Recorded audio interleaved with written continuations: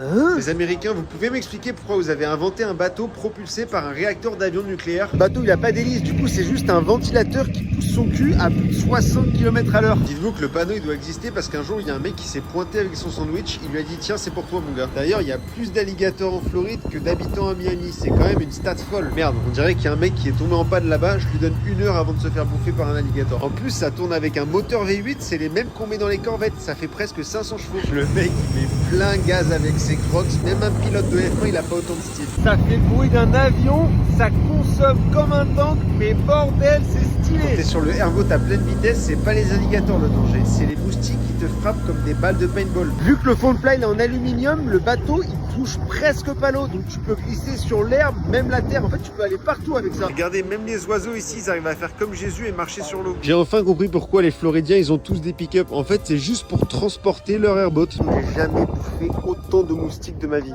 C'est quoi cette chaleur à New York? Pourquoi personne m'avait prévenu qu'il pouvait faire plus chaud à New York qu'à Miami? Je suis venu ici pour me rafraîchir. Je suis en train de cuire dans un four là. On est à peine en début juin, il fait 31 degrés. Je sais pas si vous vous en rendez compte. 31 degrés, j'ai pas pris de crème solaire, je vais cramer. Je comprends rien à cette ville, je pensais être à Manhattan. Alors apparemment je suis à Manhattan, mais là du côté de Upper West Side, je vois pas les grands buildings, c'est juste des quartiers assez chics. Je suis perdu je pense. New York c'est très sympa, joli, franchement quand il y a du soleil, je pensais qu'il y avait que des nuages, que de la pluie, que de la neige. En fait apparemment le soleil, même si tu le vois pas trop quand tu es entre les buildings, il existe. Par contre, il se la touche vraiment au niveau des prix. Honnêtement, je vais arrêter de me plaindre à Miami. C'est genre 3 fois moins cher qu'ici. Un hot dog, presque 12 $. 12 $ pour un petit hot dog. Je sais pas, je comprends pas. C'est une saucisse et un pain. Regardez là, je sais pas où on est, mais c'est vraiment décor de film. Là, il y a un château d'eau là-haut. Qu'est-ce que ça fout là-bas? C'est quoi tous ces clichés là? Le camion Coca-Cola. Bon, la ville elle est très sympa, mais il faut être millionnaire pour vivre ici. Je comprends pas comment tu peux vivre sans avoir le million. D'ailleurs, il y a une personne sur 24 qui est millionnaire à New York. Je sais pas si on s'en rend compte. Une personne sur 24. Genre là, tous les 50 mètres, je croise un millionnaire. C'est fou.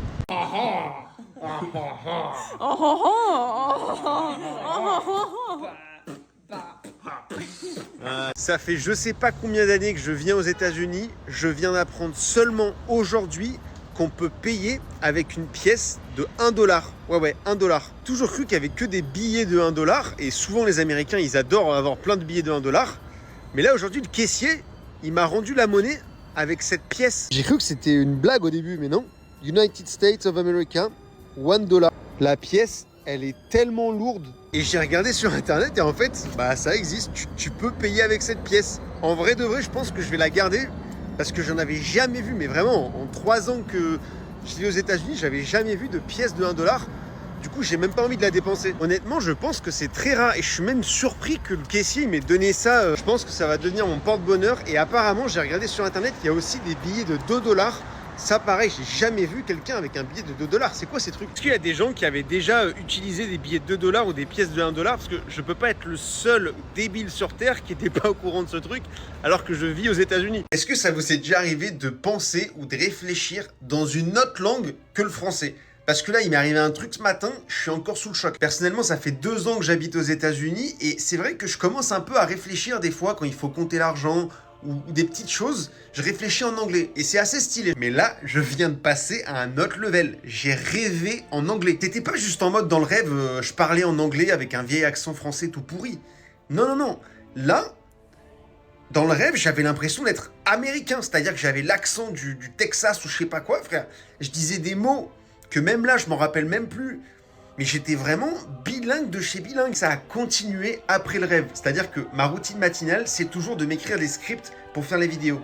Je vous jure que je faisais mes blagues et mes phrases et tout ça en anglais dans ma tête. Mais je me suis dit, mais non, mais il faut que je re-switch en français. Je suis choqué parce que je pensais pas que c'était possible de rêver en anglais. Mais genre en mode, j'étais un Américain. Je suis clairement en train de me transformer. Je veux dire, bon, heureusement, là, dans 2 semaines, je rentre en France pour les vacances. Je vais pouvoir me ressourcer un peu. Quand tu vis à Miami, c'est impossible de passer une seule journée sans avoir à dépenser au moins 100 $. C'est insupportable. J'entends souvent les Français dire que gagner 100 000 $ par an, c'est énorme. Mais quand tu vis à Miami, 100 000 $, c'est presque le salaire minimum. Quand tu calcules le loyer à 2000 $ par mois environ, avec l'assurance de la voiture et l'assurance santé, tu es déjà à minimum 2500 $. La semaine, tu veux faire tes courses pour 3 jours, ça va te coûter 100 $. Tu veux un abonnement dans une bonne salle de sport, c'est au moins 100 $. Ce qui me rend le plus fou, c'est le prix du parking. Ça, c'est ce qui fait exploser ton budget. Des fois, tu vas à la plage, le parking de l'heure, c'est 10 $. La dernière fois, on a fait un padel tennis avec des potes, 50 balles par personne pour 1 heure de padel. En plus, maintenant, les tips, ils sont rajoutés systématiquement sur la note. Donc, quand tu vas juste prendre un café à emporter, ça va te coûter 10 $ parce que tu as 20% de tips. Je vous vois déjà venir dans les commentaires, ouais, tu peux te faire ton café toi-même, etc. Et moi, je vous parle pas de survivre à Miami, je vous parle de vivre normalement, d'aller prendre ton café, des choses comme ça. Ça monte très très vite le coût de la vie. Mais au final, partir dans une ville comme ça quand tu es jeune, c'est le meilleur moyen de réussir parce que ça va te forcer à travailler dur et à évoluer pour pouvoir survivre. Depuis le début de cette année 2025, j'ai visité 10 villes aux États-Unis et je me suis dit que j'allais les classer de la pire à la meilleure. Je pense que la première place, ça va en surprendre quelques-uns, mais moi j'ai kiffé. Alors dernière place, c'est Raleigh. Alors d'un côté, j'ai tellement de souvenirs parce que c'est là-bas que j'avais fait mes études à l'université, mais en même temps, j'y suis allé pour 2 jours là pour revisiter. Et honnêtement, je me suis jamais fait autant chier de ma vie. J'avais l'impression que j'étais resté 30 ans. 9e place, Sainte-Augustine. Alors c'est vrai que c'est une ville qui a beaucoup d'histoire, mais j'étais vraiment déçu parce que j'ai l'impression qu'ils en rajoutent beaucoup trop et t'as l'impression d'être dans un parc Disney. 8e place, je dirais Asheville. C'est une ville qui est sympa, il y a du charme, mais sans plus. En 7e place, je dirais New York. J'ai l'impression, plus je vais dans cette ville, moins je l'aime. Bon alors 6e position, honnêtement ça commence à être très serré parce que je les aime toutes maintenant, mais Savannah, c'était un coup de cœur. Elle était incroyable cette ville en Géorgie, vraiment j'étais choqué. 5e position, Key West, la ville la plus au sud des États-Unis. Je vous jure, j'adore aller dans cette ville, j'y suis allé peut-être 3 ou 4 fois déjà. Et à chaque fois ça me fait le même effet, c'est trop chill là-bas. Alors au pied du podium, et honnêtement elle mérite d'être sur le podium, mais ça va être Chicago. J'étais là-bas la semaine dernière, pareil, aucune attente, mais j'ai été bluffé par cette ville, je la trouve magnifique. 3e place, et non, mon avis n'est pas biaisé, c'est Miami Beach. Est-ce que j'ai besoin d'expliquer pourquoi? Je pense pas. En 2e place, je vais mettre la maison, donc je vais dire Miami, parce que oui, c'est pas la même ville les gars. Et enfin, sur la première marche du podium, une ville où je pense que je déménagerai dans quelques années, c'est Charleston en Caroline du Sud. C'est quoi cette ville de fou?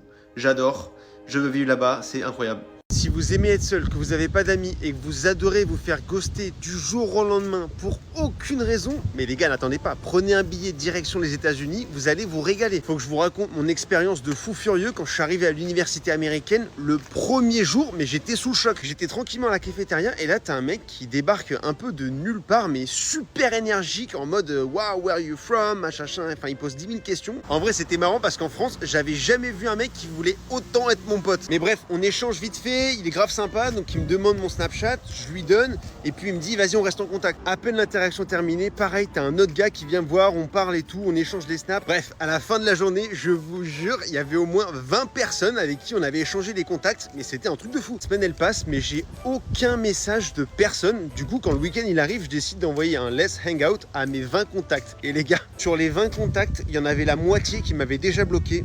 Je sais pas pourquoi. Et les 10 autres, il y en a aucun qui m'avait répondu. Ils m'ont tous lâché un vu. Sur le moment, j'avais pas compris. J'ai cru que je devenais fou. Mais en fait, au fil des années, j'ai compris que c'est complètement normal. Dites-vous que le week-end, au final, je l'ai passé avec mon coloc français qui m'avait même pas dit bonjour. Et c'est devenu mon meilleur ami. Ça, c'est la plus grande énigme aux États-Unis. Pourquoi les Américains, vous faites vos courses en pyjama? Le rayon pour les céréales, c'est un couloir sans fin. T'as plus de choix ici que pour n'importe quel rayon fruits et légumes. Ici, les Américains achètent des tranches de bacon aromatisées aux céréales pour ensuite les mettre dans leur bol de céréales. Des fois, je me demande si les Américains, ils sont au courant que dans ce pays, on n'a pas de carte vitale. C'est une dinguerie d'avoir plein de scooters comme ça dans le supermarché. Le Walmart, c'est un circuit Mario Kart. C'est quoi ce bordel avec le logo du McDo aux États-Unis? Pourquoi il est pas vert et jaune comme on a en France? Alors là, je suis choqué, ils font pas de 50-50 au premier date. C'est quoi ce bordel? Incroyable. Les Américains, ils ont déjà pensé à faire des voitures capables d'aller sur l'eau pour combattre le réchauffement climatique. Quand tu vois ce genre de monstre calorique, tu comprends mieux pourquoi les Américains font la prière avant de manger. À chaque fois que je passe devant une maison, il y a un colis posé devant la porte. Faut pas être kleptomane parce que sinon la tentation, elle est énorme. Ici, les autoroutes, elles font 7 ou 8 voies et personne respecte les limitations de vitesse parce que les policiers ne disent rien et il n'y a pas de radar. La Floride, c'est comme Jurassic Park. Tu peux avoir un alligator dans ton jardin et personne sera choqué. C'est une dinguerie. Ici, le patriotisme, il a vraiment aucune limite.